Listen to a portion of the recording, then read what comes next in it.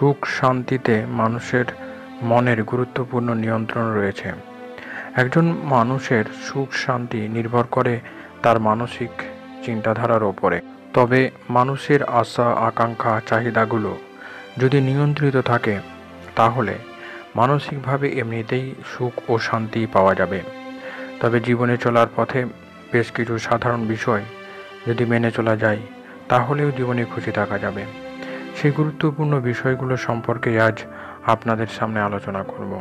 খুশি থাকার জন্য এই টিপসগুলো আপনার জীবনে খুশির বার্তা বয়ে আনবে।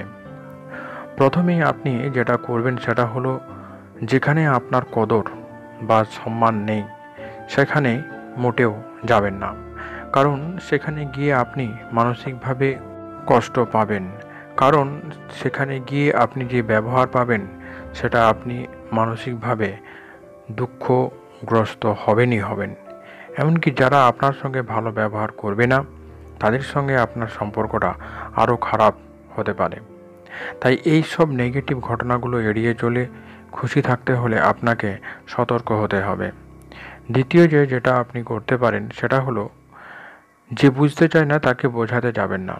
দেখবেন আপনার পরিচিত জন অনেকেই রয়েছেন যাদের আপনি কোনো একটা জিনিস ভালোর জন্য, সংসারের মঙ্গলের জন্য, সকলের খুশির জন্য বোঝাতে চেষ্টা করছেন, কিন্তু তারা কোনো না কোনো দিক থেকে আপনার মধ্যে দোষ খুঁজে বের করছে এবং আপনাকে অপমান করছে বা ছোট করার চেষ্টা করছে বা আপনার কথার কোনো গুরুত্ব দিচ্ছে না। এমনটা ঘটলে আপনি নিজেই কষ্ট পাবেন, কারণ আপনি সততার সঙ্গেই সেই পরামর্শ দিচ্ছিলেন বা সেই কাজটা করছিলেন। তাই এই বিষয়টিও আপনাকে সতর্ক থাকতে হবে। তৃতীয় বিষয় হলো, যে সত্য বললে রেগে যায় তাকে কখনোই রাগ ভাঙাতে যাবেন না। জীবনে চলার পথে হয়তো আপনি অনেককে খুঁজে পেয়েছেন যারা মিথ্যাকে এতটাই প্রিয় করে ফেলে যে তাদের কাছে সত্যের কোনো মূল্য নেই। তাদের কাছে সত্য আচরণের অর্থ বোকামি এবং নির্বোধের আচরণ।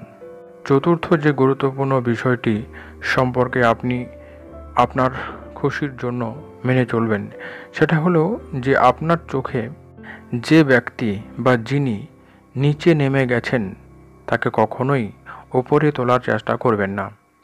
নিজেকে নিজে যদি খুশি রাখতে চান তাহলে আপনাকে এটা মেনে চলতেই হবে।